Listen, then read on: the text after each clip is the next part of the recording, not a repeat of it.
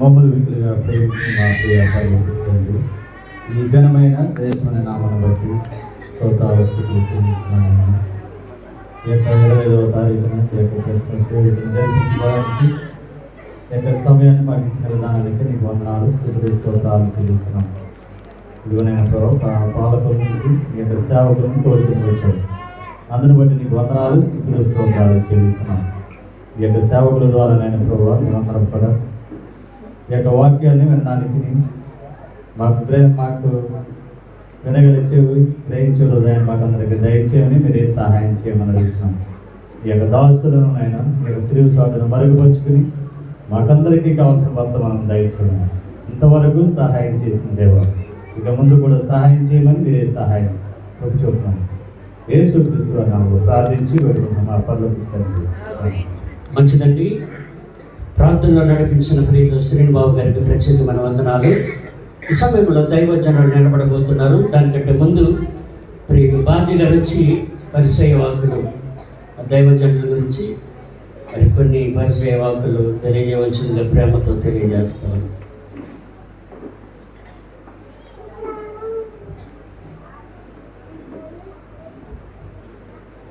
దేవుని పరిశుద్ధ నామమున మరొకసారి మీ అందరికీ నా వందనాలు తెలియజేసుకుంటున్నాను. నేను సమయాన్ని వృధా చేయడానికి ఇష్టపడలేదు, కానీ అన్న ఇది పాలకుల ప్రాంతం, అన్నయ్యతో కలిసి యునైటెడ్ ప్రేయర్ ఫెలోషిప్లో అనేక కార్యక్రమాల్లో నేను కూడా పాలు పొందడానికి అనే యొక్క వ్యక్తిగత ఆత్మీయ జీవితం చూసి ఎంతో ఆకర్షితున్నాయి. అన్నతో చాలా సత్సంబంధంగా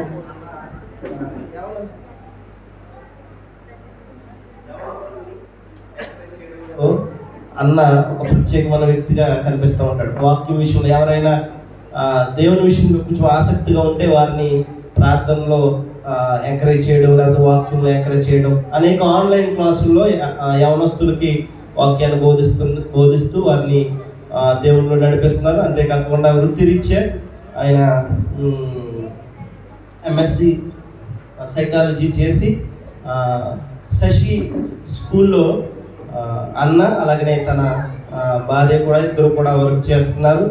అంతేకాకుండా దేవుని సేవలో సుదీర్ఘంగా వాడబడుతూ నేను రిక్వెస్ట్ చేసినప్పుడు 25వ తారీఖుని అంటే నాకు చాలాసార్లు చెప్పారు, అంటే డిసెంబర్ నెలంతా బిజీ షెడ్యూలే, లాస్ట్ ఇయర్ కూడా 24వ తారీఖున అడిగితే తప్పని పరిస్థితుల్లో అన్న వచ్చారు. ఈ సంవత్సరం కూడా నేను 25వ తారీఖున తప్పనిసరిగా రావాలి అంటే ఆల్రెడీ పాలకల్లో ఒక మెసేజ్ ఇచ్చి నేను 9 గంటలకు రండి అన్న అంటే 1 గంట ఇంకా సమయాన్ని వేస్ట్ చేసాం. అంటే వేస్ట్ ఏం చేయలేదు, కానీ సమయాన్ని అనుకున్న సమయానికి ఇవ్వలేకపోయాం. దాన్ని బట్టి అన్నని రిక్వెస్ట్ చేస్తూ అన్న ఆత్మీయ జీవితంలో ప్రోత్సహించడంలో ఒక ప్రముఖ వ్యక్తిగా ఉంటూ అనేక మందిని యవనస్తులను ప్రోత్సహిస్తూ దేవుని సేవలో సాగిపోతున్నారు. అన్న గురించి ఇంకా అంతకన్నా ఏం చెప్పట్లేదు. అన్నని సందేశం ఇవ్వడానికి సమయం కావాలి కాబట్టి నా మాటలో ముగిస్తున్నాను. Thank you sir. సమయాన్ని మంచిదండి. మరి దైవజనుల గురించి మనం విన్నాం. మరి ఈ రోజున మనకి వాక్య పరిచయం చేయడానికి మనం వచ్చుకొచ్చారు. అందుని బట్టి వారికి నా ప్రత్యేకమైన వందనాలు చెల్లిస్తూ సమయాన్ని వారికి అర్పిస్తున్నాను.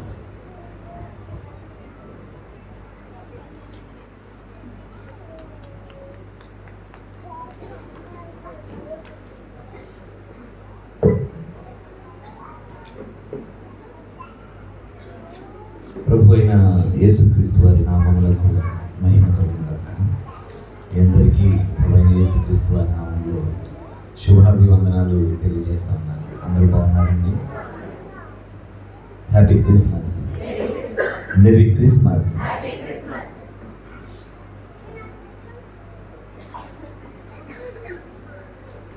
ఒకసారి ఒక వచనాన్ని చదువుకుని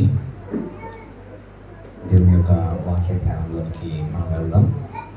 వెళ్ళే ముందు ఒక్క నిమిషం కొంతమంది గురించి నేను నా గ్రీట్స్ తెలియచేయాలని ఆశపడతా ఉన్నాను. ముఖ్యంగా కార్యక్రమాన్ని, సంఘాన్ని ఎంతో అద్భుతంగా దేవునికి ఇష్టమైన యాగంగా నడిపిస్తూ ఉన్నాను. సంఘ కాపరి గారు పాస్టర్ సిహెచ్ బాబురావు గారికి నా హృదయపూర్వక వందనాలు తెలియజేస్తా ఉన్నాను. వేదికను అలంకరించిన జాన్ షాహిరాజ్ గారికి, సామీర్ గారికి నా హృదయపూర్వక వందనాలు తెలియజేస్తా ఉన్నాను. ఈ సమయంలో నా ప్రియ సహోదరులు, నా ఆత్మీయ సహోదరులైనటువంటి నా తమ్ముడు బాజీ గారికి, అలాగే సుమంత్ గారికి నా ప్రత్యేకమైన వందనాలను తెలియజేస్తా ఉన్నాను. నన్ను ఇక్కడికి తీసుకుని రావడానికి నాతో పాటు వచ్చిన నా తమ్ముడు చార్లీ, రాజేంద్రని బట్టి నేను దేవుడిని స్తుతిస్తూ ఉన్నాను. వారికి నా ప్రత్యేకమైన వందనాలు తెలియజేస్తూ ఉన్నాను. అలాగే నాకు ఇక్కడికి వచ్చే వరకు తెలియదు, నాకు ఒక ప్రత్యేకమైన వ్యక్తి తమ్ముడు బన్ను లేడు, ఇప్పుడు వెళ్ళిపోయాడు, కానీ డేవిడ్సన్ చాలా ఇష్టం నాకు. తన మ్యూజిక్ ప్లే చేయడం అన్నా, తన ఆధ్యాత్మిక జీవితం అన్నా చాలా ఇష్టం.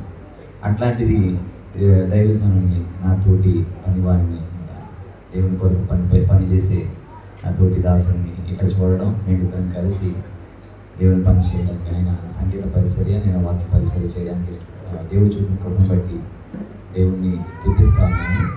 అలానే యోహాను మెమోరియల్ జిడిఎం చర్చ్ సంఘ సభ్యులందరికీ, పెద్దలకు, స్త్రీల సమాజ మైత్రికి, ప్రత్యేకించి ప్రతి ఒక్కరికి నా పేరున నా వందన వచనాలను తెలియజేస్తా ఉన్నాను. సండే స్కూల్ బిడ్డలకు, యవ్వనులకు క్రిస్మస్ శుభ దీవెనలను ప్రభువు అనుగ్రహించడం కాక. ఆమేన్. మత్తయి సువార్త 1వ అధ్యాయము 1వ వచనం.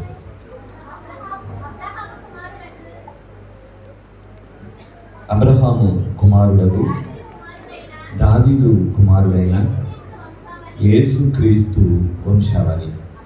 అబ్రహాము కుమారుడగు దావీదు కుమారుడైన యేసుక్రీస్తు వంశావళి. ఈ ఒక్క వచనం మీద కొద్దిసేపు మనం ధ్యానం చేద్దాం.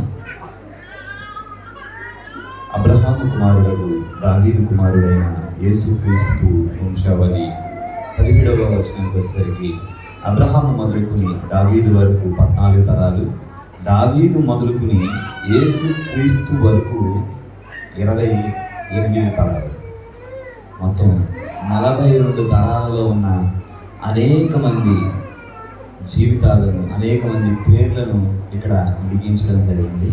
వీళ్ళందరి గురించి మాట్లాడటం కానీ ఒక ఇద్దరు గురించి, అబ్రహాము కుమారుడు దావీదు కుమారుడైన యేసుక్రీస్తుని గురించి కొద్దిసేపు మనము ధ్యానం చేద్దాం.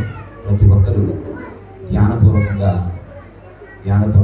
ప్రభు మనతో మాట్లాడేలాగిన చిన్న ప్రార్థన చేద్దాం. కళ్ళు మూసుకోండి. మహోన్నతుడా, మహాపరిశుద్ధుడా, కృప కలిగిన తండ్రి, నీ కొందనాలు. ప్రేమ కలిగిన రక్షక, నీ కొందనాలు. నువ్వు మాట్లాడే దేవుడవు, నువ్వు మాతో మీరు మాట్లాడండి. నువ్వు మాట్లాడుచుండగా మా జీవితాలు వెలిగింపబడతాయి, మా జీవితాలు తీసివేయబడతాయి. అప్పుడు నేను నన్ను మరుగుపరచండి. ఈ శిలువ చాటు నన్ను తీసుకుని పోయి ఈ కృపలో నన్ను భద్రపరచుమని ప్రభు మాతో మీరు మాట్లాడమని ప్రార్థిస్తూ యేసుక్రీస్తు వారి శ్రేష్ఠ నామంలో అడిగి వేడుకుంటున్నాము తండ్రి. ప్రత్యేకించి సండే స్కూల్ పిల్లల గురించి చెప్పాలండి. ఎంత బాగా, ఎంత అద్భుతంగా ప్రవచనాలు, దేవుని మాటలు పలికారు. చక్కగా భలే అనిపించింది. నాకైతే రాత్రంతగా చెప్తే హాయిగా వింటాను, కానీ ఇక్కడ కదా కొంచెం కంఫర్ట్.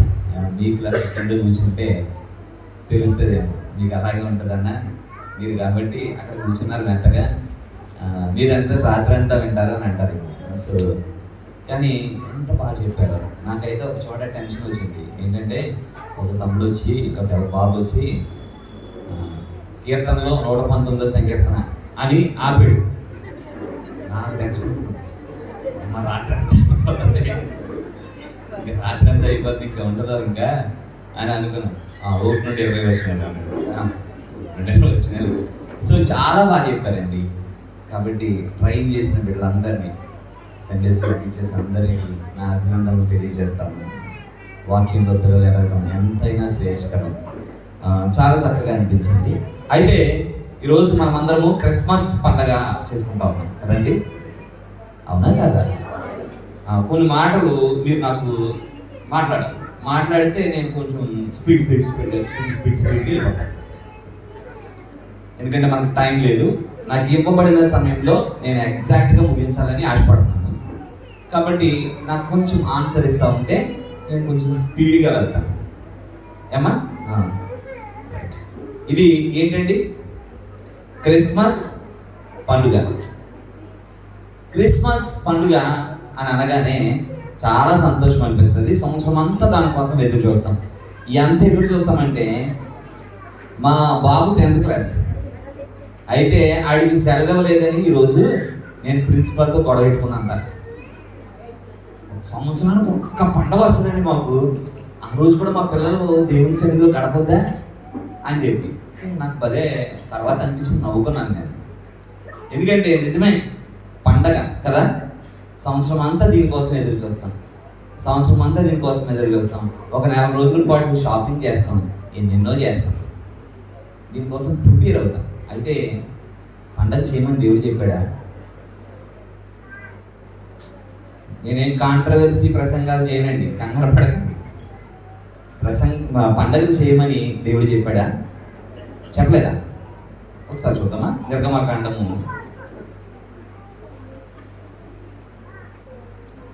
23వ అధ్యాయము 14వ వచనం. సంవత్సరములకు 3 మారులు నాకు పండుగ ఆచరింప. సంవత్సరానికి 3 సార్లు నాకు పండుగ చేయండి అయ్యా. ఆ 3 సార్లు కూడా మీరు దేవుని సన్నిధిలో కనబడాలి అని దేవుడు ఆయన తన నోటితో ఆయన చెప్పిన మాట మోషే. ఆ మాట దేవుని మాటగా మోషే చెప్పాడు. ఆ 3 పండుగలు చేయమన్నాడు. అయితే నేను ఆ 3 పండుగల గురించి చెప్పట్లేదు, కానీ ఆ 3 పండుగలలో క్రిస్మస్ పండుగ ఉందా లేదా అనేది తర్వాత ఎప్పుడైనా మంచిగా మాట్లాడవచ్చు. కానీ ఫల సంగ్రహ పండుగ సంవత్సరాంతంలో చేయండి అని ఉంది. సరే, ఒక మాట ఆలోచన చేద్దాం. దేవుడు 3 పండుగలు చేయమన్నాడు. అయితే మనం ఒక పండుగ చాలా రకాలుగా చేస్తూ ఉన్నాం. యూత్ క్రిస్మస్ అంటున్నాం, సెమీ క్రిస్మస్ అంటున్నాం, పెద్దల క్రిస్మస్ అంటున్నాం, ఏదేదో పేరు చెప్తా ఉన్నాం. కానీ ఏ పండగ చేసినా ఆ పండగ దేవుడు ఎలా ఉండాలని కోరుకుంటున్నాడో నేను మీకు గుర్తు చేయాలని ఆశపడతాను. ఈరోజు దేవునికి ఇష్టమైన పండగగా ఈ పండగ ఉండాలని, ఇక్కడ నుండి మీరు వెళ్ళినప్పుడు ఈ స్థలాన్ని విదిలి మీరు వెళ్ళే సమయంలో దేవుడు ఎలాంటి పండగ కోరుకుంటున్నాడో అలాంటి పండగ ఈ పండగ అవ్వాలని నా కోరిక. అయితే కొన్ని పండగలు మీకు గుర్తు చేస్తాను. అయితే ఆ పండగను చూసిన తర్వాత మనము చదవబడిన వాక్య భాగంలోని కొన్ని మాటల ద్వారా దేవుని యొక్క ఉద్దేశములో మనకి ఇవ్వబడిన పండగ, మనము చేసుకోవలసిన పండగ ఆ వాక్యంలో మనం నేర్చుకుందాం. ఆమోసు గ్రంథం 5వ అధ్యాయము 21వ వచనం. ఆమోసు గ్రంథం 5వ అధ్యాయము 21వ వచనం. మీ పండుగ దినములను నేను అసహించుకుంటున్నాను, వాటిని నీచముగా ఎంచుచున్నాను. మీ వ్రత దినములలో కలుగు వాసనను నేను ఆఘ్రానింప నొలను. దేవుడు ఒక పండగ గురించి మాట్లాడుతూ ఉన్నాడండి. ఏంటి ఆ పండగ అంటే, దేవుడు ఒక పండగని అసహించుకుంటాడు. అదే ఇశ్రాయేలీయులు చేసే పండగ దేవుడికి నచ్చలేదా అంటే, వాళ్ళు ఏటేటా దేవుడికి పండగ చేస్తూ ఉన్నారు. ఆ పండగకు దేశ విదేశాల నుండి వస్తూ ఉన్నారు. ఏమంటే మీరు వెళ్ళి చూసారా అని నన్ను అడగచ్చు. కానీ బైబిల్ గ్రంథంలో కొన్ని సంఘటనల ఆధారంగా ఆ పండగలకు ఎవరెవరు వచ్చారో రాయబడ్డాయి. ఒక సువార్తలో ఎలా రాయబడిందంటే, ఆ పండగకు ఆరాధింప వచ్చిన వారిలో గ్రీసు దేశస్థులు ఉండిరి. ఎవరున్నారండి? గ్రీసు దేశస్థులు. గ్రీసు నుండి పండగ కోసం, యెరూషలేములో జరిగే పండగ కోసం వచ్చేసారు. అంటే ఎంత ఫేమస్ చూడండి. ఇంకొక చోట ఆ పండగకు ఆరాధింప వచ్చిన ఐథియోపియుడైన నపుంసకుడు గాజాకు పోవు మార్గమున ప్రయాణం చేస్తూ ఉన్నాడు. పండగకి ఎక్కడి నుండి వచ్చాడండి? ఐథియోపియా దేశం నుండి వచ్చాడు. ఇథియోపియా దేశం నుండి అంటే సౌత్ ఆఫ్రికా నుండి వచ్చాడు. ఖండం దాటేసాడు. అర్థమవుతుందండి? ఖండము దాటి ప్రయాణం చేసి పండగ చూడటానికి వచ్చాడంటే ఎంత ప్రాముఖ్యం అప్పటిలో ఆ ప్రపంచంలోనే ఆ పండుగ ఎంత ప్రాముఖ్యంగా ఉందో చూడండి. ఎంత బాగా సెలబ్రేట్ చేస్తా ఉన్నారో చూడండి. యెరూషలేము నిండా పండగ వాతావరణం. అప్పటిలోనే 5 లక్షల మంది పండగకు వచ్చేవాళ్ళనే ఒక అంచనా ఉంది. అలాంటి పండగ అంత అద్భుతంగా జరుగుతూ ఉన్నాయి పండుగలు. దేవుడు చెప్పినట్టు పండగ చేసుకుంటా ఉన్నారు. ఆ పండగలో మేబీ ఇప్పుడున్నట్టు లైటింగ్ లేకపోవచ్చు, కానీ ఇప్పుడున్న ట్రెడిషన్కి, ఇప్పుడున్న ఇన్నోవేటివ్ కల్చర్కి, లేకపోతే కనుక కొంత అప్డేటెడ్కి మనం లైటింగ్ పెడుతున్నాం, డీజే పెడుతున్నాం, డ్యాన్స్ వేస్తున్నాం, ఇవన్నీ చేస్తారు. అప్పట్లో కూడా అవన్నీ చేసేవారేమో, కానీ దేవునికి ఆ పండగ ఎలా ఉందట, ఇష్టపడట్లేదంట. ఇంకా చెప్పాలంటే ఇలాగే మైక్ ఇచ్చి ఆ పండగకి పిలిచి దేవుడిని మాట్లాడమంటే దేవుడు ఏమంటున్నాడంట, నీ పండగ నాకు అసహ్యంగా కనపడింది. ఇంకా చెప్పాలంటే ఆ మాట అనాలంటే అసహ్యంగా ఉంది అని అనడానికి మీరేమంటారండి? మీరేమంటారు తెలియదు, కానీ మా ఊర్లో అయితే అసహ్యంగా ఏమన్నా పని చేసినా, అసహ్యంగా ఏమన్నా కార్యక్రమాలు జరిగినా చిచ్చి అంటారు. అంటారండి. కొంచెం ఈరోజు మనం చేసుకునే పండగ దేవునికి ఎలా ఉంది? ఎలా ఉందంటే ఆయనకి అప్పుడు వాళ్ళు చేసుకున్న పండగ ఎలా ఉందంట? అసహ్యం ఉందంట. పండగ అంతా చూసేసాడు ఆయన. చూసి పండగ అయిపోయిన తర్వాత ఎలా ఉంది అని చెప్పి మైకట్టుకుని నిలిస్తే ఏమన్నాడు? చిచి అన్నాడు. నాకు అసహ్యంగా ఉంది. ఇంకో చోట ఇంకో మాట ఉంది, అది ఇంకా బాగుంటుంది. చూడండి, మలాకి గ్రంథం 2వ అధ్యాయం 3వ వచనం. మిమ్మును బట్టి విత్తనములను చెరిపి మీ ముఖముల మీద పేడవేతులు, పండుగలలో మీరు అర్పించిన పశువుల పేడలు ఎక్కడండి? మీ ముఖముల మీద పేడవేతులు, పండుగలలో మీరు అర్పించిన పశువుల పేడ. అంటే పండగ అంతా చూసి ఆయన ఆ పండగ చేసిన వాళ్ళు ఏమనిపించి ఏం చేయాలనుకున్నాడండి? పేడించి కొట్టాలనుకున్నాడండి ముఖం మీద. అర్థమవుతుందండి? చాలా చోట్ల పండగ పేరు చెప్పి ఎన్ని వేషాలు వేస్తా ఉన్నారో చూడండి. అవన్నీ చూసిన దేవుడు ఒకవేళ దేవునికే మైక్ ఇచ్చి మీరు గ్రీటింగ్స్ చెప్పండి అని అంటే ఆయన చెప్పారు 2 మాట, చిచ్చి మీ ముఖం మీద మీరు ఏ పండగ చేద్దాం అనుకుని ఏ వస్తువులు తీసుకొచ్చారో అవన్నీ మీ ముఖాన్ని కొడతానంట. అలాంటి పండుగలు ఏమన్నా చేస్తా ఉన్నామా? కానీ ఈరోజు ఇక్కడ జరిగిన ఈ పండగ మన జీవితాల్లో ఎలా ఉండాలని దేవుడు కోరుకుంటా ఉన్నాడో ఒక మాట చెప్పి, అలాంటి పండగగా మనం ఉండాలంటే మన జీవితాల్లో ఏముండాలో కొన్ని విషయాలు చెప్పి నేను ముగిస్తాను. చూడండి, జకరియా గ్రంథము 8వ అధ్యాయము 19వ వచనం. జకరియా గ్రంథము 8వ అధ్యాయము 19వ వచనం. సైన్యములకు అధిపతియగు యెహోవా అంత ఆ చివరి మాటకు వచ్చేసేయండి అమ్మా.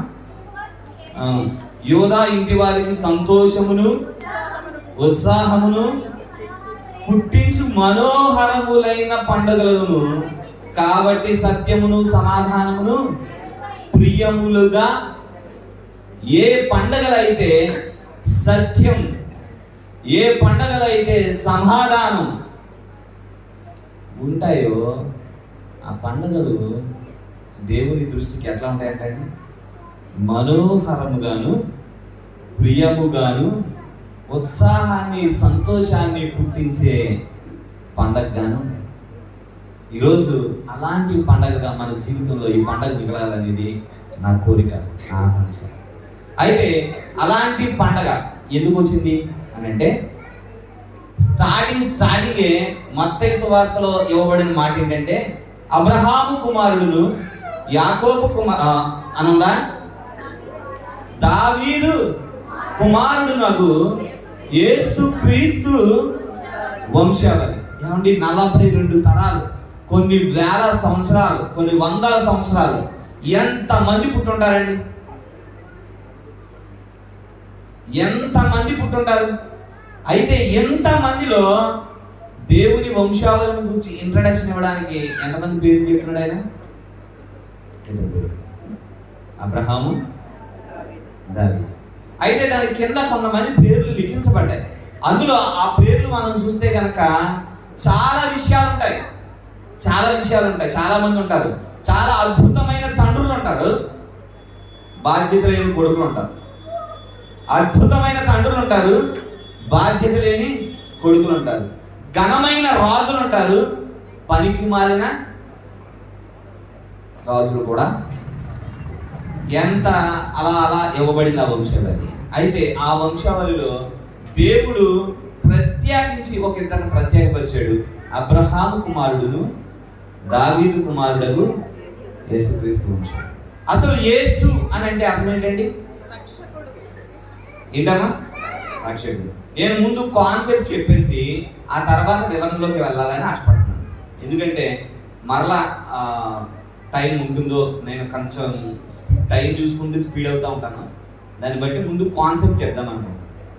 అయితే యేసు అనే అర్థం ఏంటమ్మా? రక్షకుడు. రక్షకుడు అంటే రక్షణను ఇవ్వడానికి వచ్చాడు, రక్షించడానికి. మరి మనం ఎలా రక్షించబడతాం అని అంటే ఎఫెసీయులకు రాసిన పత్రికలో చెప్పబడుతున్న మాట ఏంటి? 2వ అధ్యాయం 8వ వచనంలో ఏమని అంటాడంటే, మీరు విశ్వాసము ద్వారా కృప చేతనే, 3 మాటలు, విశ్వాసం, కృప, రక్షణ. విశ్వాసం, కృప, రక్షణ. విశ్వాసం, కృప, రక్షణ. అబ్రహాము, దావీదు, యేసుక్రీస్తు. అర్థమైంది? నేను ఏం చెప్పబోతున్నానో మీకు అర్థమైంది. కాబట్టి కొంచెం జాగ్రత్తగా ఉండండి. అబ్రహాము కుమారుడు దావీదు కుమారుడైన యేసుక్రీస్తు మీరు విశ్వాసము ద్వారా కృప చేత రక్షణ పొందుతున్నారు. అయితే మనందరికీ తెలుసు ఏంటండి అంటే, అబ్రహాము పేరు చెప్పగానే మనకు గుర్తొచ్చే వాక్యం ఏంటంటే విశ్వాసం. అవునా కదండి? డౌట్ ఏమైనా ఉందా?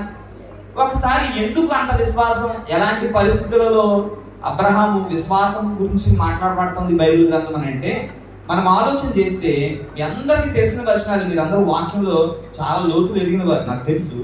అయితే ఆదికాండము 12వ అధ్యాయము మనం చూస్తే గనక 32వ వచనం, 11వ అధ్యాయం 32వ వచనం. సారీ, తెరాహు బ్రతికిన దినములు 205 ఏండ్లు, తెరాహు హారానులో మృతి పొందెను. ఇప్పుడు 12వ అధ్యాయం 1వ వచనం. యెహోవా, ఇప్పుడు చూడండి ఏం జరిగింది అని అంటే, అంతకు ముందు వేరే దేశంలో ఉన్న అబ్రహాముని, కల్దీయుల దేశంలో ఉన్న అబ్రహాముని తన తండ్రి ఏం చేశాడంటే హారానికి తీసుకొస్తాడు. ఆయన పేరు తెరాహు. తీసుకొచ్చేసిన తర్వాత ఏం చేద్దాం ఏంటి అని అనుకుంటే, వీళ్ళు బేసికల్గా ఏం చేస్తారంటే చంద్రదేవత ప్రతిమలను అమ్ముతారు అని చరిత్రకారులు చెప్తారు. అయితే ఈ చంద్రదేవతలను ప్రతిమ అమ్మే వీళ్ళు ఏం చేసేవారు అంటే, ఏం చేయాలి అని అంటే ఒక బొమ్మ అమ్మాలండి, ఒక విగ్రహం అమ్మాలి, దేవత ప్రతిమలు అమ్మాలి. ఏం చెప్పాలండి? ఒక బొమ్మ అమ్మాలి, దేవత అని చెప్పి ఒక బొమ్మ అమ్మాలంటే ఏం చెప్పాలి? మీకు తెలియదు ఏం కాదు, కొంచెం సిగ్గుపడుతున్నట్టు. ఏం చెప్పాలంటే ఈ బొమ్మ చాలా మహిమ కలది, బోల్డైన అద్భుతాలు చేస్తుంది, మీ ఇంట్లో చాలా ఆశ్చర్యాలు చేస్తుంది, గొప్ప గొప్ప పనులు చేస్తాయి అని ఎన్నో చెప్పాలి. లేకపోతే ఆ బొమ్మ అమ్ముడిపోతుందా? అమ్ముడిపోదు కదా. సో ఇలాంటి ఎన్నో మాటలు తండ్రి చెప్పుకుంటాడు. కొడుకు మరి దేవుడు ఎందుకు ఆకర్షితుడయ్యాడో తెలియదు. ఈ తెరాహు గారు చనిపోయిన తర్వాత దేవుడు అబ్రహాంతో మాట్లాడుతున్నాడు. ఏమనంటే నీరసించిపోయాడు, అబ్రహాం కూర్చుండిపోయాడు. ఏంటిది, నేను నా తండ్రి చచ్చిపోయాడు, ఏం చేయాలి కూర్చుంటే యెహోవా దేవుడు మాట్లాడుతూ ఏమన్నాడంటే, అబ్రహాము నీవు లేచి నీ తండ్రి ఇంటి నుండి, నీ దేశం నుండి, నీ బంధువుల యొద్ద నుండి నేను నీకు చూపించే దేశానికి వెళ్ళు. ఎలా ఉంటుందండి? ఏమండి, మనలో ఎవరైనా సరే తండ్రి చనిపోయి బాధలో కూర్చుంటే ఎవరైనా వచ్చి బాధపడుతున్నాయినా, తండ్రి లేకపోయినా నువ్వు ధైర్యం చేసుకోవాలి అని చెప్తే బాగుంటుంది. కానీ ఎవరైనా వచ్చి లే ఇక్కడ నుండి ఇంకో చోటకి అక్కడికి వెళ్ళిపోవాలి అని అంటే ఎలా ఉంటుంది? కానీ ఒక్కసారి ఒక వాయిస్, అది ఏ వాయిసో తెలీదు, అది ఎవరో తెలీదు, ఎలా ఉంటుందో తెలీదు, ఎవరు మాట్లాడుతున్నారో తెలీదు, కానీ దేవుని మాట వినబడగానే ఎంతమందితో మాట్లాడుంటాడండి ఈ గ్యాప్లో. ఎంతమందితో మాట్లాడుంటాడు దేవుడు, ఎంతమందిని పరిశీలించుంటాడు. కానీ దేవుని మాటను వినిన వెంటనే నీవు లేచి అని అనగానే, ఎల్లు అని అనగానే ఆ మాటను విశ్వసించడం, ఆ మాటను అంగీకరించడం, ఎంత అద్భుతమైన అనుభవం. ఇంకా చెప్పాలంటే అలా అనగానే సరే నేనేం చేయాలి అని లొంగిపోతే ఎలా ఉంటుందండి? నువ్వెవరు, నువ్వేంటి, నన్ను ఎక్కడ తీసుకెళ్తున్నావు, ఏం చేయమంటావు, ఇవన్నీ ప్రశ్నించుంటే దేవుని యొక్క ఆలోచనలు ఎలా ఉంటాయో తెలియదు. కానీ అబ్రహాముతో దేవుడు నువ్వు లేచి అని అనగానే, నువ్వు వెళ్ళు అని అనగానే, రైట్ ప్రభు చెప్తాం అనగానే దేవుడు ఎంత మురిసిపోయి ఉంటాడండి. ఎదురు ప్రశ్నించక నన్ను, నా మాటని వినే ఒక గొప్ప మనిషి నాకు, ఒక మంచి మనిషి నాకు దొరికాడు అని అనగానే, కొన్ని వందల సంవత్సరాల గ్యాప్ తర్వాత ఇలాంటి వ్యక్తి నాకు దొరికాడు అని అనగానే అబ్రహాం విషయంలో దేవుడు ఎంత మురిసిపోయి ఉంటాడు ఆలోచించండి. రైట్, అదే అనిపించింది. సరే, ఆయన ఏమంటాడంటే, నీవు గొప్ప జనంగా చేస్తాను, ఆశీర్వదిస్తాను, వెళ్ళు అని. ఇది విశ్వాసం. ఈ విశ్వాసం ఏం చేస్తుంది తెలుసండి? విశ్వాసం ఏం చేస్తుంది తెలుసా? ఏం చేస్తుంది? ఇందాక అయ్యగారు ఒక మంచి వచనాన్ని గుర్తు చేశారు. యోహాను సువార్త 1వ అధ్యాయంలో తన కింద వచనాలు, వెలుగు గురించి చెప్తా, దాని కింద వచనాలు, తన్ను ఎందరు అంగీకరించురో వారికందరికీ, అనగా ఆయన యందు విశ్వాసం ఉంచిన వారందరికీ దేవుని పిల్లలగుటకు. ఎప్పుడైతే ఆయన యందు విశ్వాసం ఉంచాడో అబ్రహాం ఏమైపోయాడు? దీన్ని బట్టి, ఆ వాక్యాన్ని బట్టి ఏమవుతారమ్మా? ఆయన యందు విశ్వాసం ఉంచే వాళ్ళు ఏమైపోతారు? దేవుని పిల్లలు అయిపోతారు, దేవుని కుమారులు అయిపోతారు. మనకు చదవబడిన వాక్యంలో ఎంత అద్భుతమైన మాట తెలుసు. ఎలాగైపోతారు దేవుని పిల్లలు, ఎలాగైపోతారు దేవుని కుమారులు అంటే, గలతీయులకు రాసిన పత్రికలో మనం చదువుకున్న మంచి మాట.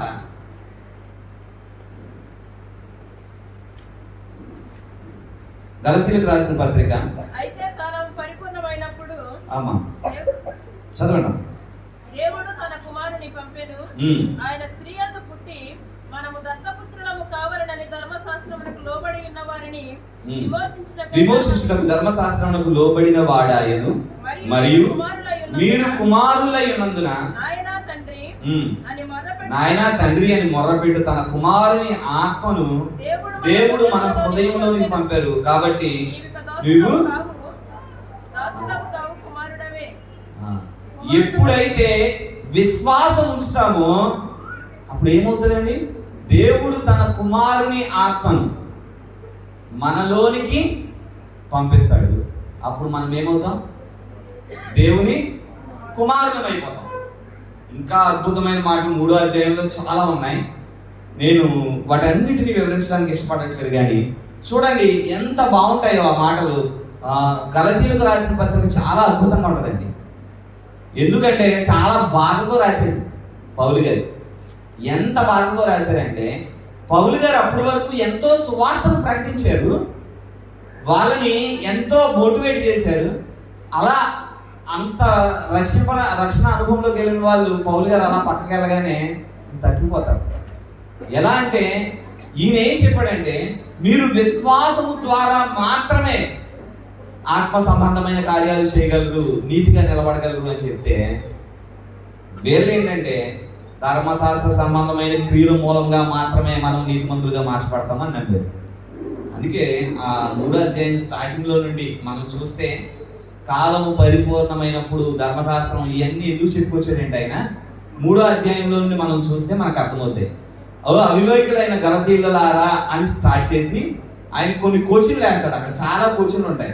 ధర్మశాస్త్ర సంబంధ క్రియల వలన ఆత్మను పొందితిరా, విశ్వాసముతో వినుట వలన మీరు ఆత్మను పొందితిరా, ఒక క్వశ్చన్. అండ్ మీరు ఇంత అవివేకులు ఎలాగయ్యారు? మొదట ఆత్మానుసారంగా ప్రారంభించారు కదా, తర్వాత ఏమంటారంటే ఆత్మను మీకు అనుగ్రహించి మీలో అద్భుతములు చేయించువాడు ధర్మశాస్త్ర సంబంధమైన క్రియల వలన లేక విశ్వాసంతో వినుట వలన. అర్థమైందండి? మీరు విశ్వాసముతో వినుట వలనే ఆత్మ సంబంధమైన క్రియలు చేయగలరు. ఏంటండి చాలా థియలాజికల్గా ఏమో మాట్లాడుతున్నారు అని అనుకోకండి. ఇది క్రిస్మస్ మెసేజే, మీరు కంగారు పడకండి. చాలా చాలా ఆలోచన చేస్తే ఆత్మ సంబంధమైన క్రియలు చెయ్యాలి అని అంటే, దేవుని ఆత్మ మనలో ఉండాలి అంటే కనుక ఖచ్చితంగా విశ్వాసం అవసరం. చూడండి 13వ వచనం, ఆత్మను గూర్చిన వాగ్దానము విశ్వాసము వలన మనకు లభించినట్లు అబ్రహాము పొందిన ఆశీర్వచనం యేసు క్రీస్తు ద్వారా మనకు కలిగింది. అబ్రహాము ఏ ఆశీర్వాదాలు అయితే పొందుకున్నాడో ఆ ఆశీర్వాదాలన్నీ యేసు క్రీస్తు నందు విశ్వాసం ఉంచడం ద్వారా దేవుని ఆత్మ మనలోనికి రావడం ద్వారా మనం పొందుకుంటాం. ఏం ఆశీర్వాదాలు ఏంటంటే ఒకే ఒక ఆశీర్వాదాన్ని మీకు చూపిస్తాను, తర్వాత నేను మిగతా మాటల్లోకి వెళ్తాను. ఏంటి ఆశీర్వాదాలు అంటే చూడండి, ఒక వచనం చూపిస్తాను మీకు. రోమీయులకు రాసిన పత్రిక 8వ అధ్యాయము 11వ వచనం, మృతులలో నుండి యేసుని లేపిన వాని ఆత్మ మీలో నివసించిన ఎడల మృతులలో నుండి క్రీస్తు యేసును లేపిన వాడు సావునకు లోనైన మీ శరీరములను కూడా మీలో నివసించుచున్న తన ఆత్మ ద్వారా. అర్థమైందండి? సింపుల్ వాళ్ళు చెప్పాలంటే చచ్చిపోతా కుళ్ళిపోతా ఉన్న మీ జీవితాలు జీవించబడాలి, అది కొంతకాలం ఉండాలి, అది దేవునిలో నిరంతరం నిలిచి ఉండాలంటే మీలో క్రీస్తు ఆత్మ ఉండాలి. ఏమంటే ఒక కుళ్ళిపోయిన బాడీ ఉందనుకోండి, అది ఎక్కువ కాలం ఉండాలంటే ఉంటుందా? ఉండదా? అయితే మోషే కాలంలో చచ్చిపోయిన ఫరో కలేబరం స్టిల్ నౌ ఇప్పటికే ఉంది.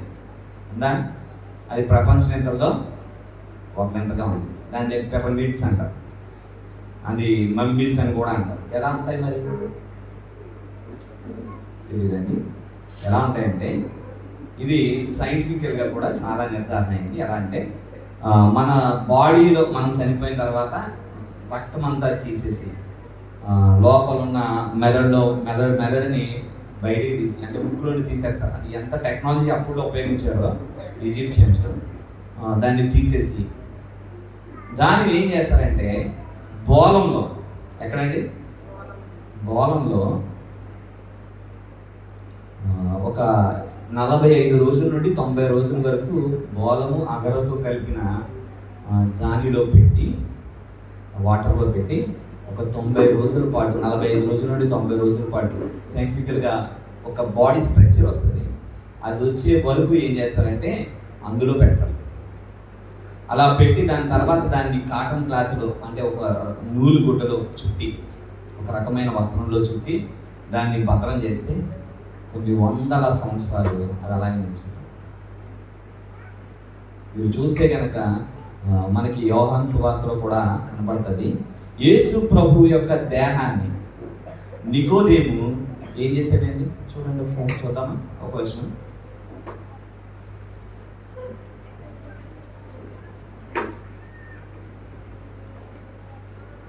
పంతొమ్మిదవ అధ్యాయము 39వ వచనం. మొదట రాత్రి వేళ ఆయన యొద్దకు వచ్చిన నికోదేము కూడా బోలముతో కలిపిన అగరు రమారమి 150 సేర్ల ఎత్తు తెచ్చెను. అంతట వారు యేసు దేహమును ఎత్తుకుని వచ్చి యూదులు పాతిపెట్టు మర్యాద చొప్పున ఆ సుగంధ ద్రవ్యాలు, ఏ సుగంధ ద్రవ్యాలు? ఆ బోలము అగరు కలిపిన సుగంధ ద్రవ్యాలు దానికి పూసి నారబట్టతో చుట్టారు. అర్థమవుతుందండి? బోలము చనిపోయిన శరీరాన్ని కుళ్ళిపోకుండా చేస్తుంది. చచ్చిపోతా ఉన్న మన బ్రతుకులను దేవుని ఆత్మ జీవింపజేస్తామండి. అలాంటి ఆత్మ మనలో ఉండాలి అని అంటే ఖచ్చితంగా మనకేం అవసరం?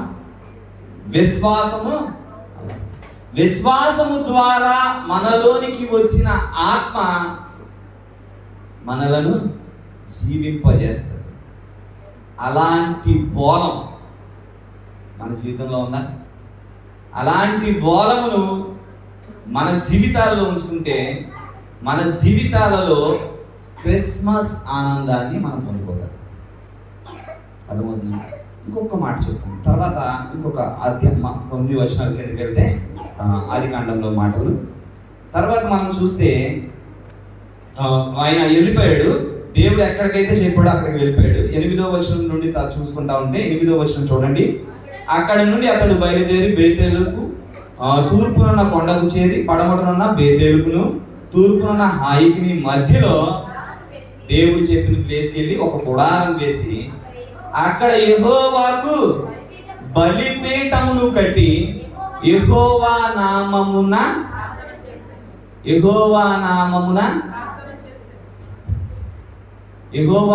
ప్రార్థన చేశాడు. ఎప్పుడైతే విశ్వాసము ద్వారా దేవుని ఆత్మ మనలోనికి వస్తుందో అప్పుడు మనం ఏం చేస్తామండి? ప్రార్థన చేస్తాం. అప్పుడు మనం ఏం చేస్తామమ్మా? ప్రార్థన చేస్తాం. ఎప్పుడైతే మనం ప్రార్థన చేసామో ఆ ప్రార్థన ఎలా ఉంటుందో తెలుసా? 147 కీర్తన చూడండి. ఒక్క నిమిషం.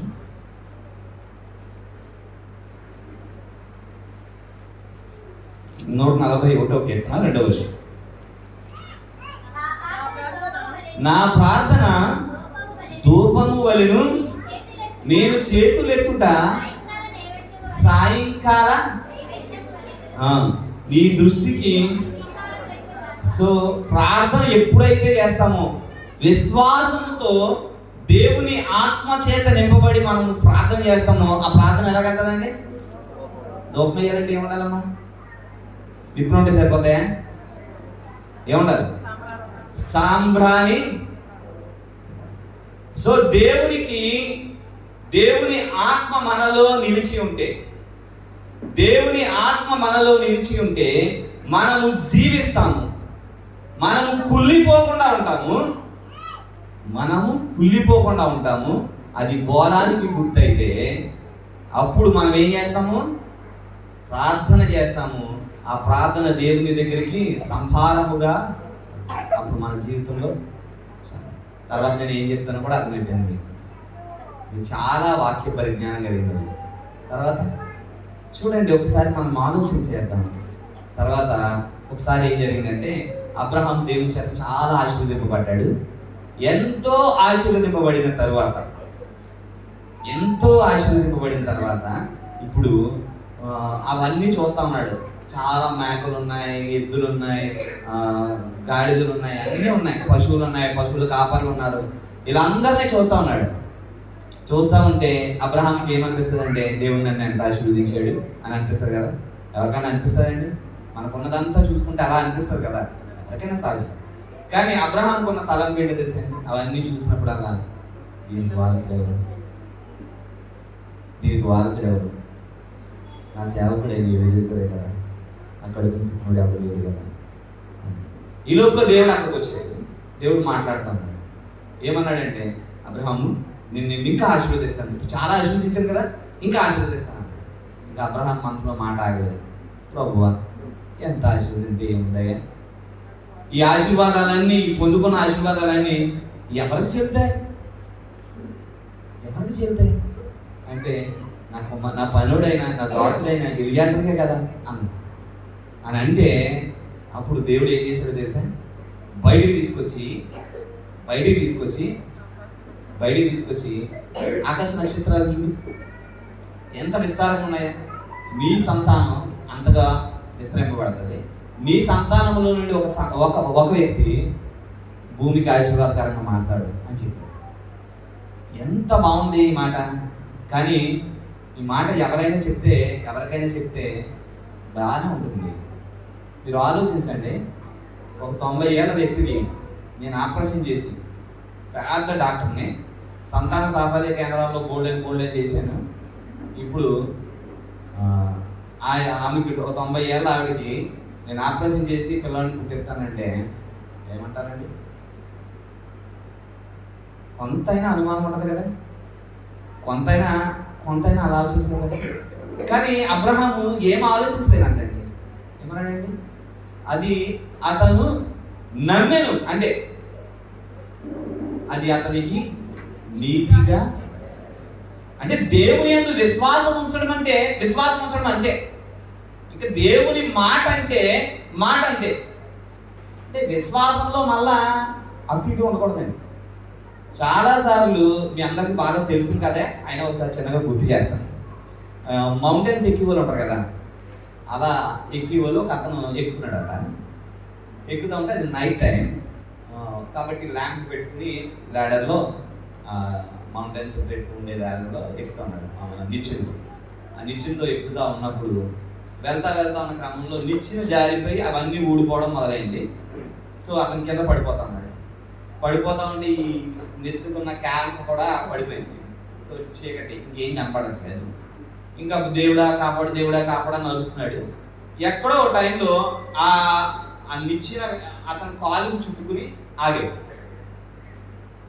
ఇప్పుడు దేవుడా నన్ను కాపాడు అని ఏడుస్తున్నాడు. ఎందుకంటే అది బాగా చలి, మంచు ప్రాంతం. సో ఇప్పుడు ఆ రాత్రి అక్కడ ఉంటే ఆ మంచుకి చచ్చిపోతాడు.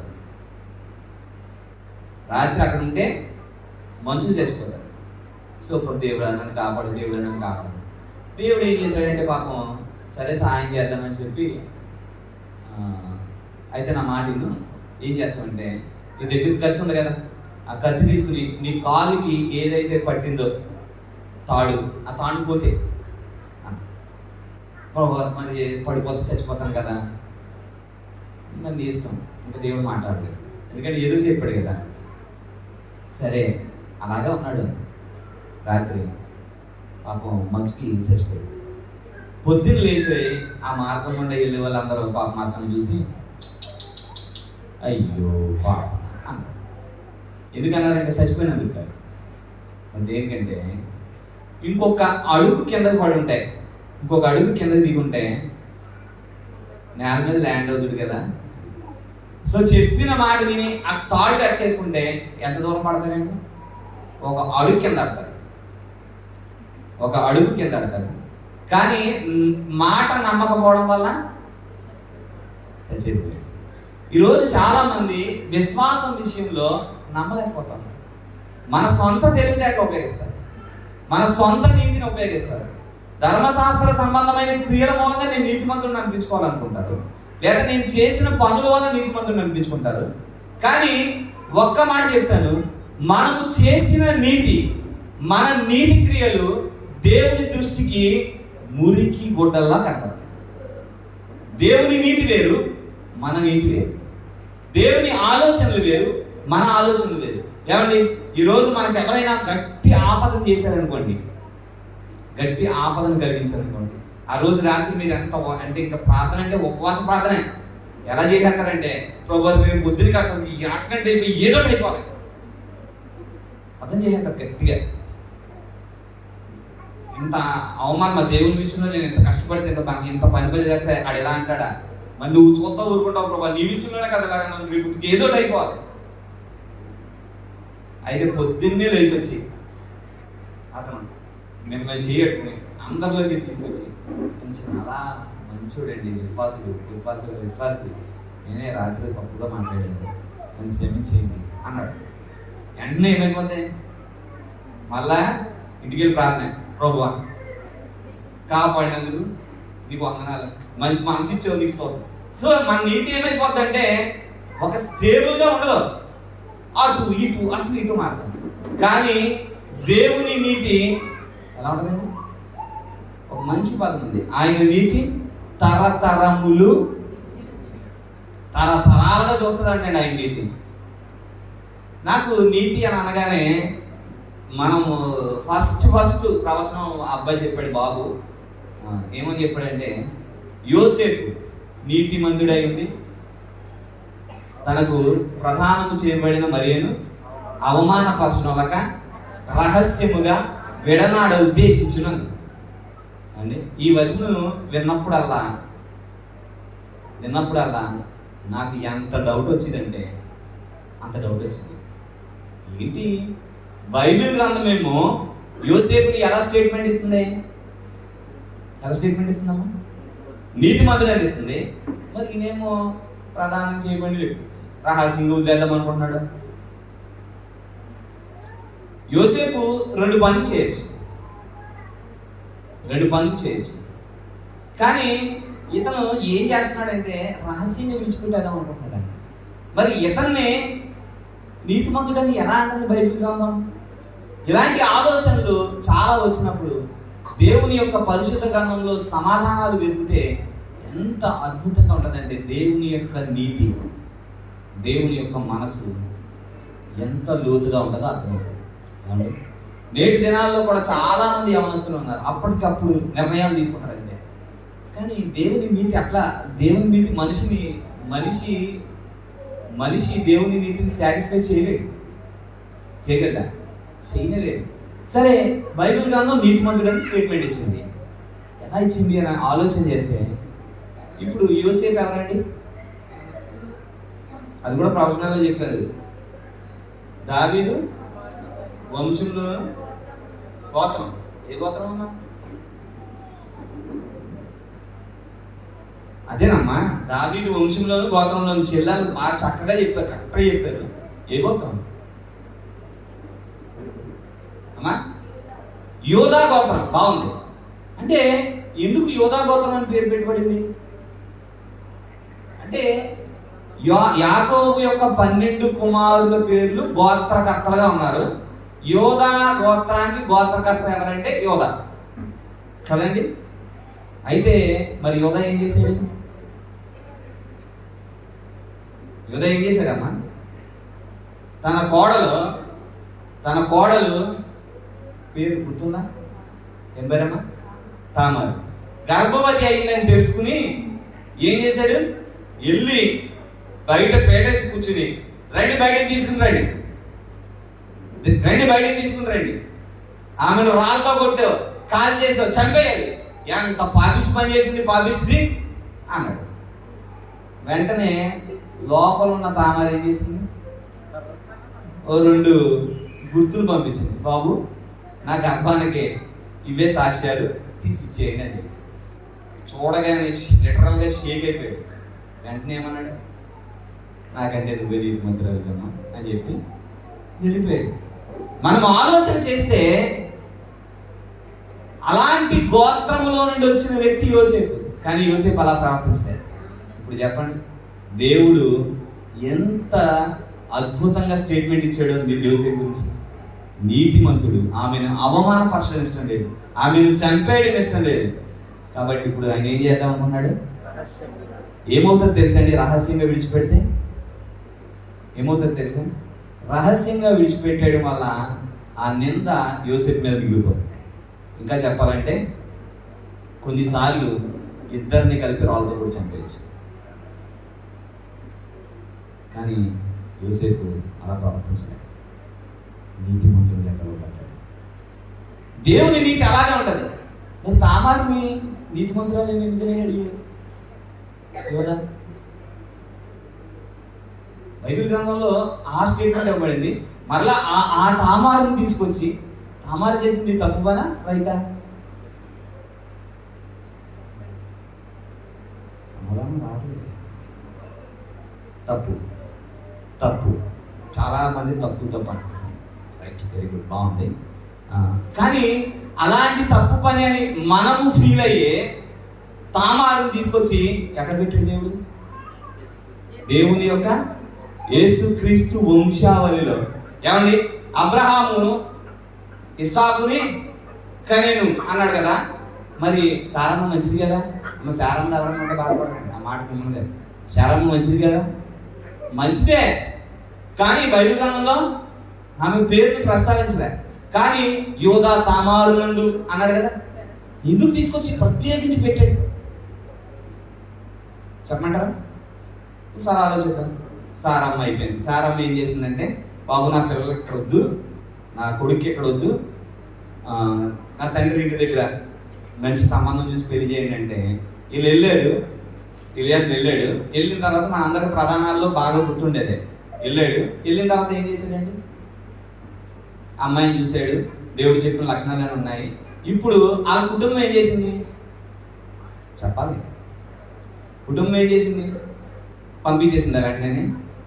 అమ్మా నువ్వు వేలకు తల్లివదువు, ఎలాంటి వంశం అలాంటి వంశం, ఎలా ఉండాలి అలా ఉండాలి అని వస్తువులు ఇచ్చి జాగ్రత్తలు ఇచ్చి అన్నీ చెప్పి పంపించారు. అవునా కాదా? కదండి. సో యోధా అబ్రహాము వంశంలో దేవుని యొక్క వాగ్దానం ఉంది కాబట్టి జాగ్రత్తగా ఉండాలి అని ఆ ఇంటికి వచ్చిన ప్రతి ఆడపిల్లకి చెప్తా వచ్చారు. మీరు సరిగ్గా చదవండి. యోధా కూడా తన కోడలికి అలాంటి మాటలే చెప్పాడు. మీరు బైబిల్ గ్రంథంలో ఆ అధ్యాయం మరొకసారి చదివితే మీకు అర్థమవుతుంది. ఆమెను సిద్ధపరిచినప్పుడు అలాగే సిద్ధపరిచి ఉంటారు. అమ్మ నువ్వు వెళ్ళే ఇల్లు ఎలాంటి ఇల్లు తెలుసా? అబ్రహాము గారి ఇల్లు. అబ్రహాము దేవుడితో మాట్లాడతాడు. దేవుడు ప్రత్యేకపరిచాడు, ఎంతో ఆశీర్వదించాడు.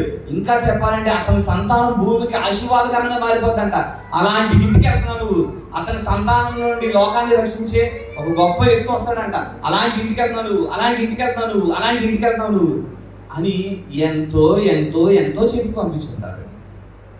ఏమండి, ఈరోజు ఇక్కడ నేను ఒక మాట చెప్పాలనుకుంటున్నాను. మరి ఇక్కడ ట్రెడిషన్ ఉందో లేదో నాకు తెలియదు. ఏమంటే పెళ్లి కూతురు ఎందుకు చేస్తారండి? పసుపు వేసుకుని కూడుకోవడానికి,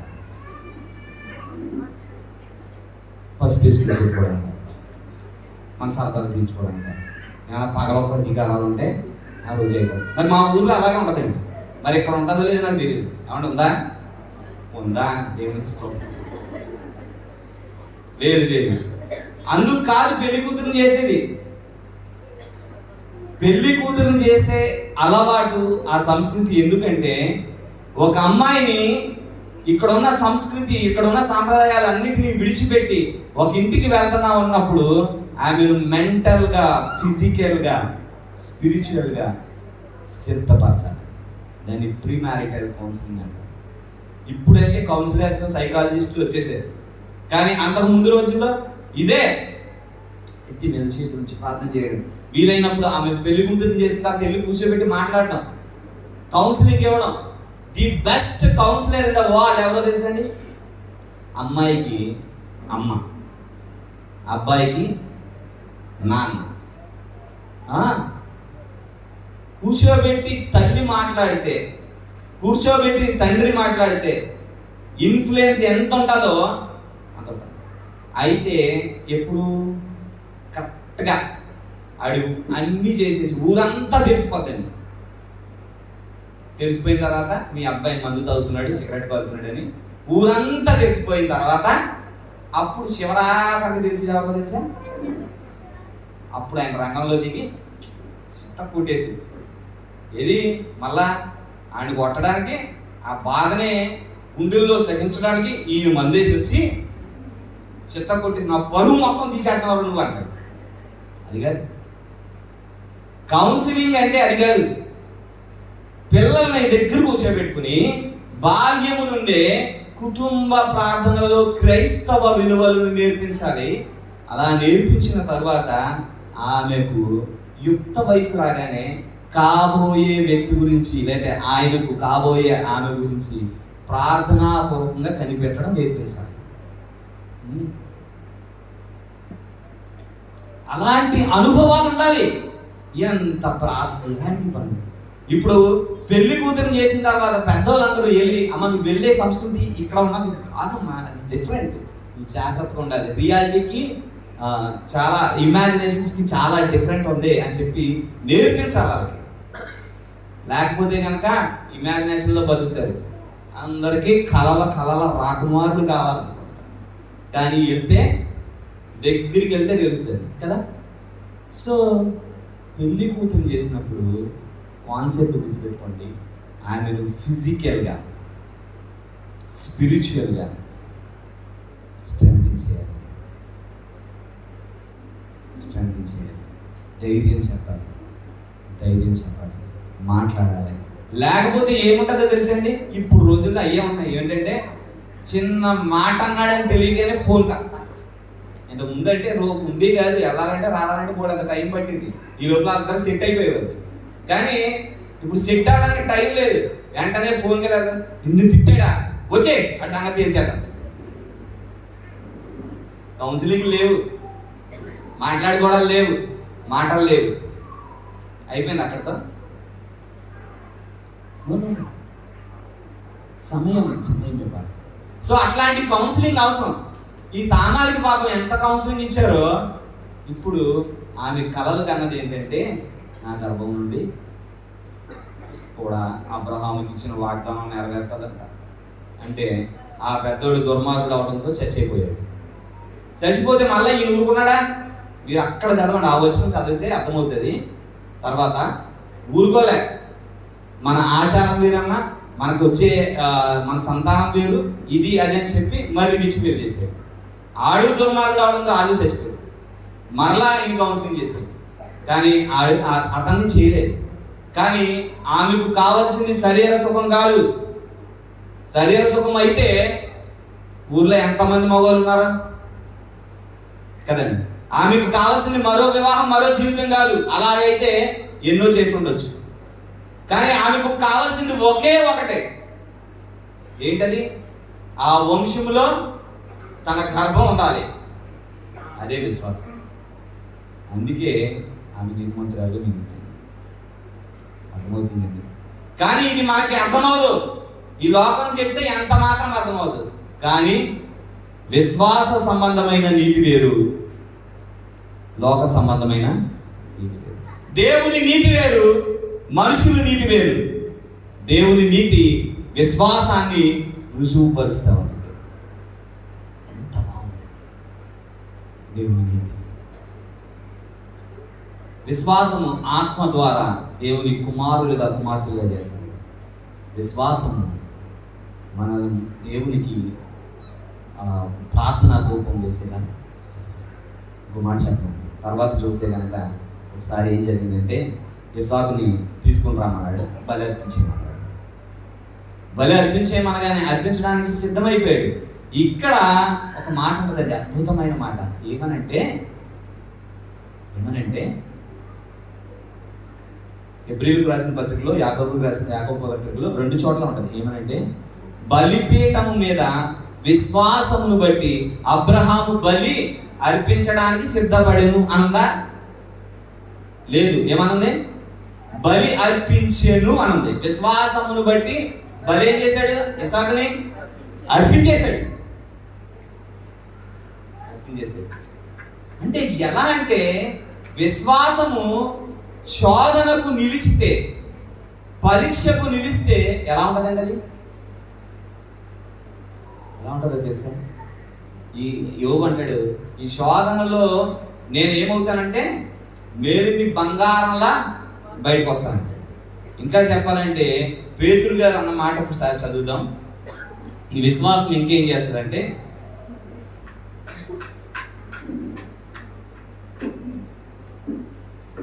పేతురు మొదటి పత్రిక 7వ అధ్యాయం మొదటి అధ్యాయం 7వ వచనం.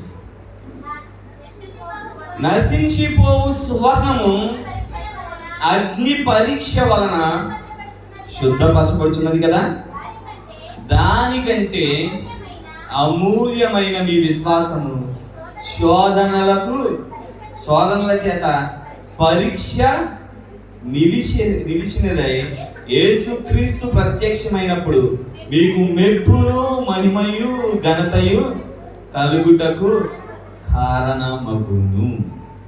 చూసారా? ఈ విశ్వాసము ఎలాంటిదంటే శోధనల చేత పరీక్షకు నిలిచిందంటే అది దేనికంటే గొప్పదే? దేనికంటే గొప్పదండి? అమూల్యమైన ఈ విశ్వాసము శోధనల చేత పరీక్షకు నిలిచినదైతే నశించిపోవు సువర్ణము కంటే గొప్పది. దేనికంటే గొప్పదండి? సువర్ణం అంటే బంగారము కంటే. ఈరోజు బాలుడైన జ్ఞానులు యేసయ్య దగ్గరకు జ్ఞానులు వచ్చి ఏమిచ్చారు? బంగారం, సాంబ్రాణి. మరి అబ్రహాము జీవితంలో దేవునికి విశ్వాసము ద్వారా ఏమర్పించాడు? బలర్పించాడా?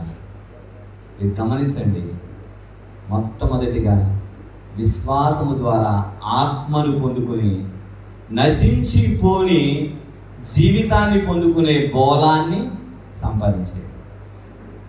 అర్థమైందండి? తర్వాత ప్రార్థన అనే ధూపం వేయడం ద్వారా సాంబ్రాణిని అర్పించాడు. శోధనలకు నిలిచి విశ్వాసాన్ని కాపాడుకుని ఆ విశ్వాసం అనే బంగారాన్ని అర్పించాడు.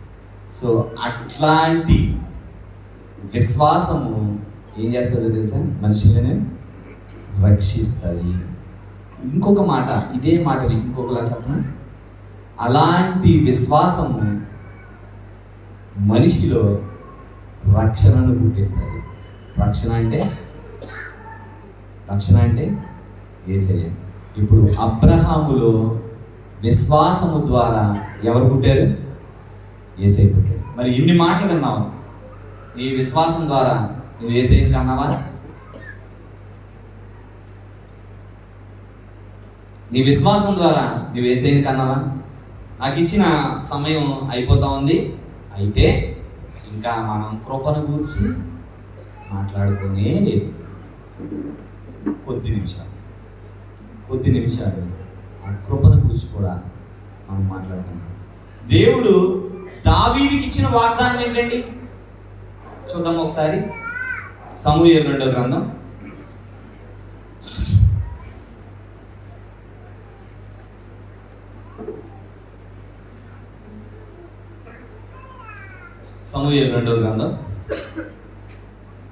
7వ అధ్యాయము 12వ వచనం.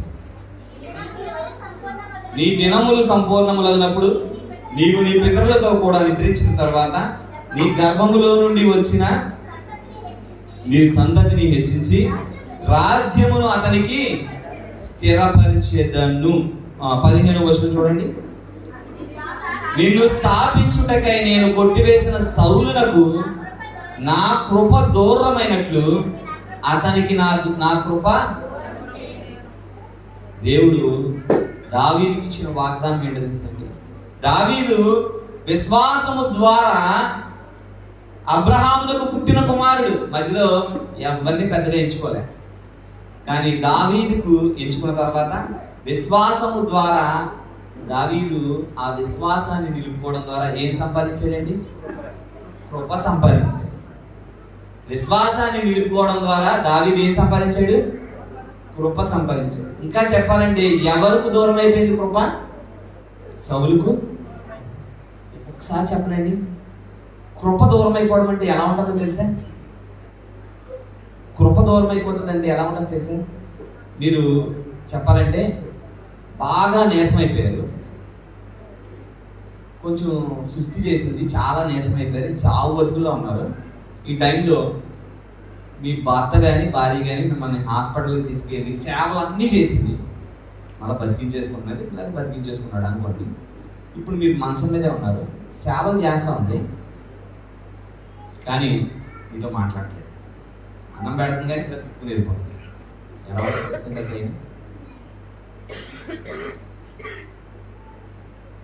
మాట్లాడకపోతే ఎలా ఉంటుంది తెలుసా? అనాశంగా బతికేనేమో అనిపిస్తుంది కదండి. సౌలు విషయంలో కూడా అంతే. రాజుగా ఉన్నాడు, సమూయేలు చచ్చిపోయాడు, తర్వాత ఫిలిస్తీన్లు యుద్ధానికి వస్తా ఉన్నారు. ఏం చేయాలి అని అడిగామంటే ఏం చెయ్యాలో సలహా చెప్పేవాడు దేవుని దగ్గర నుండి సమాధానం రావడం లేదు. ప్రార్థన చేస్తున్నాడు కానీ సమాధానం రావడం లేదు. ఏమంటే ఈ అనుభవం ఎవరికైనా ఉందా? నేను ప్రార్థన చేస్తున్నాను, ఒకవేళ ప్రార్థన చేసినప్పుడు ప్రార్థనలో దేవుడు దానికి సమాధానం ఇచ్చిన అనుభవం, దేవుడు మనతో మాట్లాడిన అనుభవం ఉన్నవాళ్ళు సడన్గా ఏదైనా తప్పు చేసి లేదా పాపం చేసి మనం ప్రార్థన చేస్తే దేవుడు మనతో మాట్లాడుతూ ఉన్న అనుభవాలు మనకు అనిపించవు. అసలు ప్రార్థన చేయడానికి మనసు ఉండదు, ప్రార్థన చేద్దామన్నా సమాధానం రాదు. ఇలాంటి బాధ ఎవరైనా అనిపిస్తున్నారా? ఎవరైనా అనుభవించారా? పోనీ అదే కృప దూరం అయిపోయింది.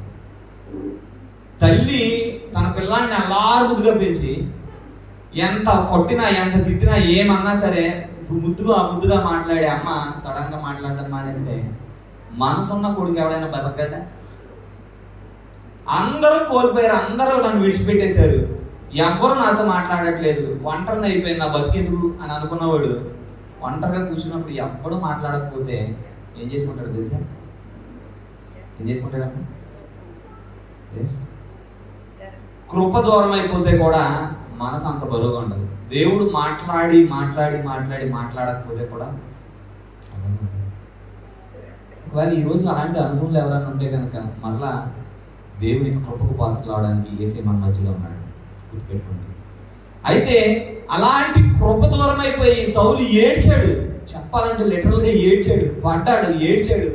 ఇంకా ఏం చేయాలో తెలియక సోది చెప్పే దాని దగ్గరికి వెళ్ళి దాని కాలు మీద పడ్డాడు.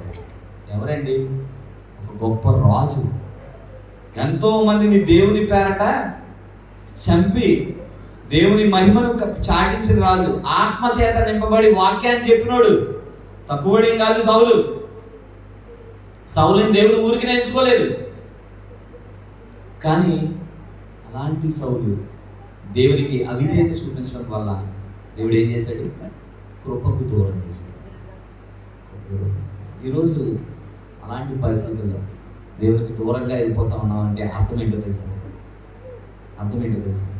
మరలా చేతపడుల వైపు, లేకపోతే కనుక తాళ్ళు కట్టుకోవడం వైపు, లేకపోతే ఇంకా ఏమంటారంటే జాతకాలు చూపించుకోవడం వైపు, నా బతుకు ఏమైపోతుందో చెల్లంగితనం వైపు ఎవరైనా కదులుతూ ఉంటే దాని అర్థం ఏంటో తెలుసా? వాస్తు బాగాలేదని, అది బాగాలేదని, ఇది బాగాలేదని, ఎవరో ఏదో చెప్పారని అది పగలగొట్టించడం, ఇది పగలగొట్టించడం లాంటివి ఎవరైనా చేస్తే దాని అర్థం ఏంటో తెలుసా? నా ప్రియ సహోదరి, దేవుడు నీతో మాట్లాడడం మానేశాడు. దేవుని కృపకు నువ్వు దూరం అయిపోయావు కాబట్టి నీవు అన్యత వెళ్తావు. చిన్నప్పటి నుండి సండే స్కూల్లో వాక్యం విని కఠిన వాక్యాలు చెప్పి ఎంతో భక్తిగా జీవించి సడన్ గా ఒక ఫైన్ డే ఫ్రెండ్ ఒక చిన్న తగ్గించాడని తాగి మొదటి రోజు నువ్వు శోభపడ్డావు కదా, చిచ్చి నేను ఎంత తప్పని చేశాను, చిన్నప్పుడు ఇంత భక్తిగా ఉన్నానని. కానీ ఆ తర్వాత దానికి ఎడిక్ట్ అయిపోయి సిగ్గు లేకుండా ఇంకా రోడ్ల మీద తాగడానికి మనసు కఠినం చేసుకున్నామంటే దాని అర్థం ఏంటో తెలుసా? దేవుని కృపకు నువ్వు దూరం అయిపోయావు. కానీ దావీదుకు ఉన్న ప్రామిస్ ఏంటో తెలుసా? కృపకు దూరం అవ్వదు. నీ కుటుంబం కృపకు దూరం అవ్వదు. ఎందుకంటే అంత పెద్ద ప్రామిస్ చేశాడు.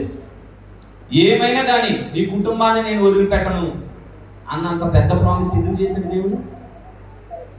ఆ ముందు అధ్యాయాలు మీరు చదవండి, ఎంత అద్భుతంగా ఉంటుందంటే దావీదు క్యారెక్టరైజేషన్ అక్కడ. ఓబేదెదోము ఇంటిలో దేవుని మందసం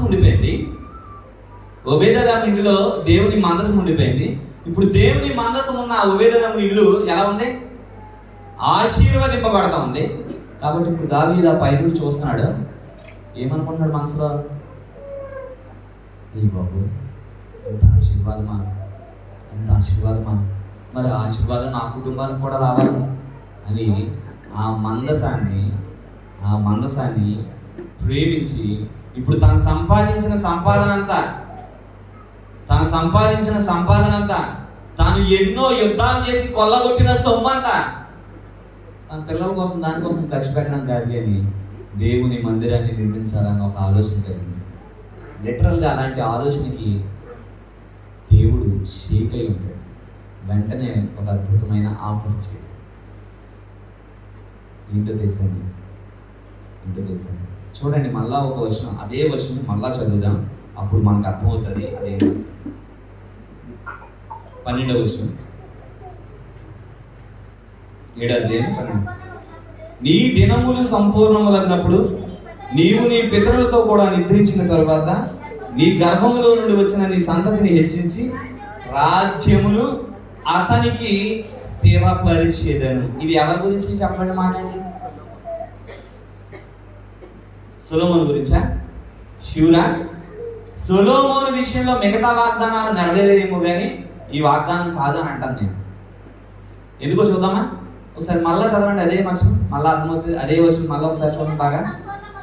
నీ దినములు సంపూర్ణములైనప్పుడు నీవు నీ పితరులతో కూడా నిద్రించిన తర్వాత నీ గర్భంలో. ఇప్పుడు సొలొమోను ఏం చేశాడు దావీదు?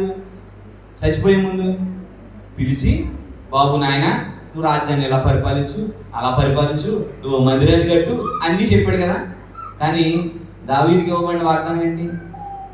నీవు నిద్రించిన తరువాత నీ గర్భంలో నుండి వచ్చేవాడు. అంటే సొలొమోనా అండి? కాదు. సో ఖచ్చితంగా నా గర్భం నుండి ఒక వ్యక్తి వస్తాడు, అతడు దేవుని రాజ్యాన్ని భూమి మీద స్థిరపరుస్తాడు. ఇది దేవునికి ఇవ్వబడిన, దావీదుకి ఇవ్వబడిన గొప్ప వాగ్దానం. అది కేవలం దేవుని కృప చేత సంపాదించుకున్నాడు. కేవలం దేవుని కృప చేత సంపాదించుకున్నాడు. ఎందుకంటే అంత ఆశీర్వాదం, కుటుంబం అంత ఆశీర్వాదం ఎందుకు దావీదుకు వచ్చింది?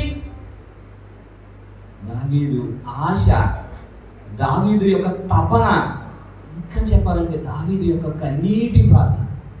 మరి ఈరోజు మీ కుటుంబాల్లో అలాంటి ఆశీర్వాదాలు ఉన్నాయి. ఇక్కడ నేను ఒక వ్యక్తిని మీకు చూపించడానికి ఇష్టపడతాను. ఒక అతను ఉన్నాడు, అతను తన లైఫ్ స్టోరీ రాశాడు, బయోగ్రఫీ రాశాడు. చాలా అద్భుతమైన దైవజనుడు ఆయన. అవస్థ ఐ థింక్ సో 1600-1700 సంవత్సరాలు బ్రతికిన వ్యక్తి అనమాట ఆయన. చాలా అద్భుతంగా తన లైఫ్ స్టైల్ రాస్తా తను యవ్వన ప్రాయంలో ఉండగా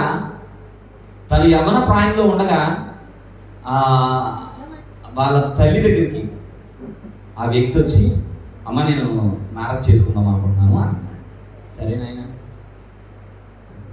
ఎవరు అని అంటే ఆ ఊరిలో వ్యభిచారిగా గుర్తింపబడి అనేకుల చేత వ్యభిచారి అని ముద్రయించుకుని, ఇంకా చెప్పాలంటే సిగ్గు శరం అన్నీ వదిలేసి తిరుగుతా ఉన్న ఒక అమ్మాయి మోజులో పడి అమ్మాయిని పెళ్లి చేసుకుంటాడు. పోనీ అమ్మాయి పెళ్లి చేసుకుంటామంటే చేసుకుంటాను, ఒకరి కదా నలుగురిని చేసుకుంటానంట. అలాంటి క్యారెక్టర్. ఇప్పుడు ఆ తల్లి ఎలా ఉంటుందంటే, తల్లి ఏడ్చిందంట, మొరపెట్టుకుందంట, బతిమాలుకుందంట.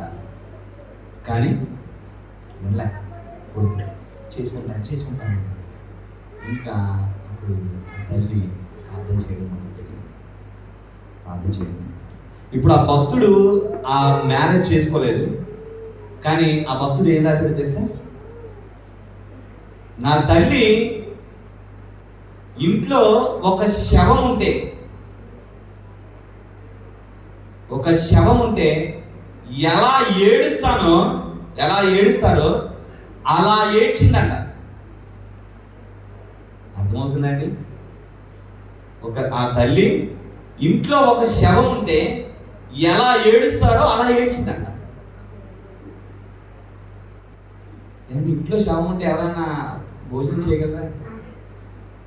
అది మనకు బాగా కావాల్సిన వాళ్ళు, మన పిల్లలు, లేకపోతే మన భర్త, మన భార్య, ఎవరు మనకు బాగా బాండింగ్ ఉన్న వ్యక్తి ఎవరైనా చనిపోయిన ఉన్న కుటుంబాన్ని మీరు చూడండి. వాళ్ళ దగ్గరికి మనం వెళ్ళి మొదలు తెప్పించగలమా? లెటర్లు ఆలోచించండి. ఏం చేస్తారు? వాళ్ళు ఏడుస్తూ ఉంటారు, గుండెలు బాదుకుంటూ ఉంటారు, రోధిస్తూ ఉంటారు కదా. వాళ్ళ బాధని మనం ఎలా వర్ణించగలం, ఎలా తీర్చలేం. కానీ ఆ తల్లి అంట ఒక శవం ఇంట్లో ఉంటే ఎలా ఏడుస్తుందో అలా ఏడ్చిందంట. ఆయన తర్వాత అంటాడు, నా తల్లి చేసిన ఆ కన్నీటి ప్రవాహంలో నేను పరలోకానికి కొట్టుకొస్తున్నాను.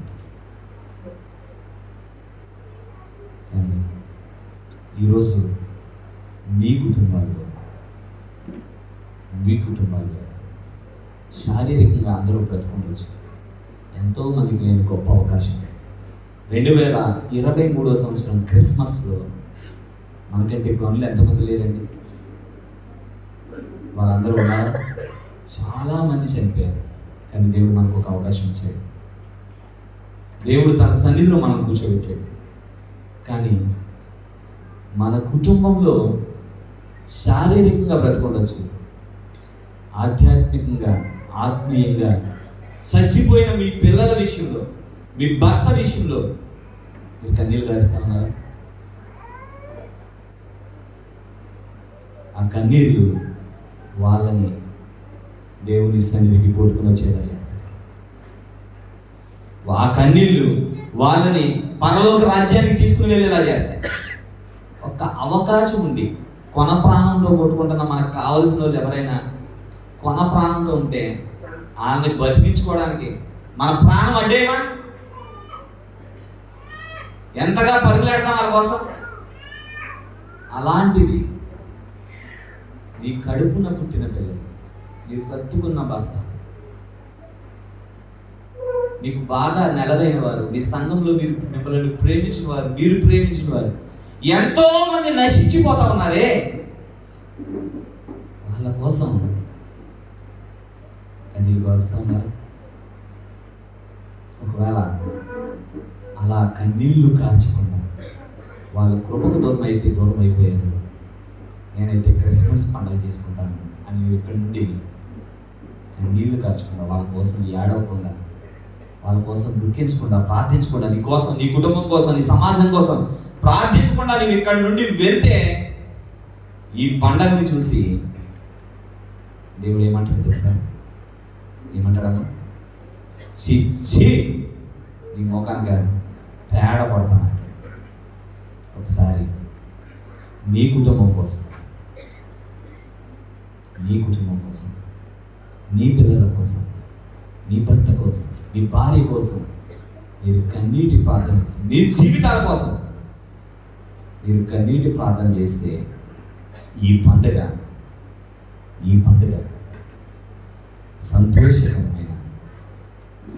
సంతోషకరమైన శుభప్రదమైన మనోహరమైన, దేవునికి మనోహరకరమైన ఇష్టమైన పండుగగా మారుతుంది. చేద్దాం అలాంటి ప్రార్థన, చిన్న ప్రార్థన.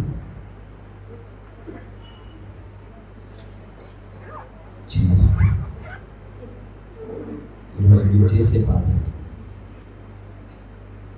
ప్రార్థన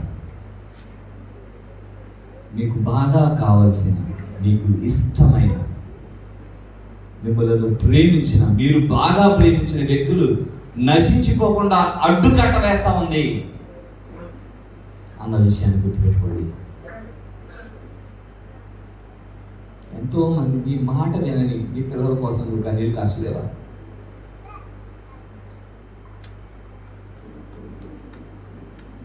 నీ మాట వినని నీ భర్త కోసం నువ్వు కన్నీళ్ళు కార్చలేవా?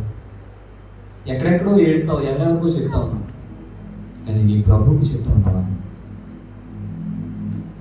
ప్రభువుకి మన మాటను చెప్పకుండా, మన హృదయ రోదనను చెప్పకుండా, కన్నీళ్లు కార్చకుండా, దేవుని కృపకు ఎంతో మంది దూరం అయిపోతూ ఉంటే చూస్తూ ఊరుకుంటావా? ప్రియ తల్లి, ప్రియ చెల్లి, ప్రియ తమ్ముడు, ఈరోజు మీ హృదయాన్ని దేవునికి సమర్పించడానికి, అర్పించడానికి, కన్నీళ్లు కాచి మీ బ్రతుకులను, మీ జీవితాలను మార్చుకోవడానికి ప్రయత్నం చేద్దాం. దేవుడు మనల్ని విడిచిపెట్టే దేవుడు కదా, కృపనిచ్చే దేవుడు. ఆయన కృపా సత్య సంపూర్ణుడు. ఆయన కృప అపరిమితమైనది. తన దగ్గరికి వచ్చిన వారిని ఎవరిని విడిచిపెట్టేవాడు కాదు. కానీ మీ కుటుంబంలో ఉన్న నశించిపోతున్న వాళ్ళ కోసం మీరు ప్రార్థించకుండా, మీ సంఘంలో నశించిపోతా ఉన్న యవ్వనస్తుల కోసం మీరు ప్రార్థించకుండా పంటలు చేసుకుంటానంటే దేవుడు మీ పండగ విషయంలో ఏమంటాడమ్మా? ఏమంటాడు తల్లి, మిమ్మల్ని అందరినీ బ్రతిమలాడుకుంటా ఉన్నాను. సంఘంలో అనేక మంది నశించిపోతా ఉన్నారు, సమాజంలో అనేక మంది నశించిపోతా ఉన్నారు. ఆ నశించిపోయే వాళ్ళలో మన కుటుంబం ఉంది, మనకు బాగా కావలసిన వారు ఉన్నారు. ఎంతమంది నశించిపోతా ఉన్నారు. ఈరోజు మనం పండుగ చేసుకుంటాం కానీ కేవలం మనం పండుగ చేసుకుంటాం కానీ ఎంతో మంది పండుగని చూడకుండా బీచ్కి వెళ్ళి చనిపోయారు. ఎవరెవరికో ప్రేమించి ఆత్మహత్య చేసుకుని చనిపోయారు. అలాంటి వాళ్ళు మన పిల్లలు ఉండకూడదమ్మా. అలాంటి వాళ్ళు మన భర్త, మన కుటుంబం ఉండకూడదు, మన సంఘం అలాంటి వాళ్ళు ఉండకూడదు. అలాంటి దుర్దినములు రాకముందే మీరు కన్నీళ్లు కాచండి, మీ కుటుంబం కోసం కన్నీరు కాచండి. మీరు కాచే కన్నీరు ఈరోజు ఈ పండుగను మనోహరమైన పండుగగా, దేవునికి ఇష్టమైన పండుగగా మారుస్తా ఉంది. నా ప్రియ తల్లి, నా ప్రియ చెల్లి, దేవునికి ఇష్టమైన పండుగగా విశ్వాసము ద్వారా కృప చేత అనేకులను రక్షించే పండుగగా ఈ పండుగ మారుతా. మహోన్నతుడా, మహాపరిశుద్ధుడా, కృప కలిగిన తండ్రి, నీకు వందనాలయ్యా. ప్రేమ కలిగిన రక్షక, నీకు స్తోత్రాలు ప్రభువా. ఎంతో మంది ప్రభువా బ్యానర్స్ చూస్తూ ఉంటే ప్రభువా, చిన్న చిన్న పిల్లలు ప్రభువా, యవ్వన ప్రాయంలో కిడ్నీ ఫెయిల్స్, లివర్ పాడైపోయినాడు, త్రాగుడికి బానిస అయిపోయారు. అమ్మాయి ప్రేమ, అబ్బాయి ప్రేమ అని జీవితాలు ముగించుకుంటూ ఉన్నారు ప్రభువా. అలాంటి వారు నా కుటుంబం, మా సంఘం ఉండకుండా ప్రభువా, మా కన్నీటి ప్రవాహంతో ప్రభువా వారి చుట్టూ ఒక కంచి వేయడానికి సహాయం చేయండి ప్రభువా. ఈరోజు ఈ పండుగ ప్రభువా, మా బిడ్డల జీవితాలు ప్రతిదినము ప్రభువా మానక కన్నీటితో ప్రభువా మా బిడ్డల జీవితాలు, మా కుటుంబాలను నీ పాదాల సన్నిధిలో పెట్టే కృపను మాకు అనుగ్రహించమని బ్రతిమలాడుకుంటూ యేసుక్రీస్తు వారి శ్రేష్టమైన నామములో అడిగి వేడుకొనుచున్నాము తండ్రి, ఆమేన్. Praise the lord. నాకు ఈ అవకాశం ఇచ్చిన పాస్టర్ గారికి, మీ అందరికీ మరొకసారి క్రిస్మస్ శుభాలు తెలియజేస్తా ఉన్నాను. Praise the Lord. Thank you.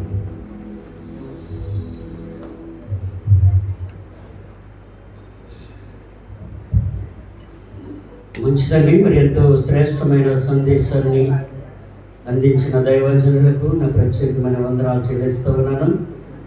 మరి సమయంలో మరి ప్రియులు దొండపాటి బాజీ గారు వారు 30 ప్రైజులు తెచ్చారు. చాలామంది పాటలు పాడుతున్న చీట్లు పంపారు. మరి 30 పాటలు పాడాలంటే మరి తెల్లవారిపోద్దేమో కనుక ఒక పల్లవి, ఒక చరణం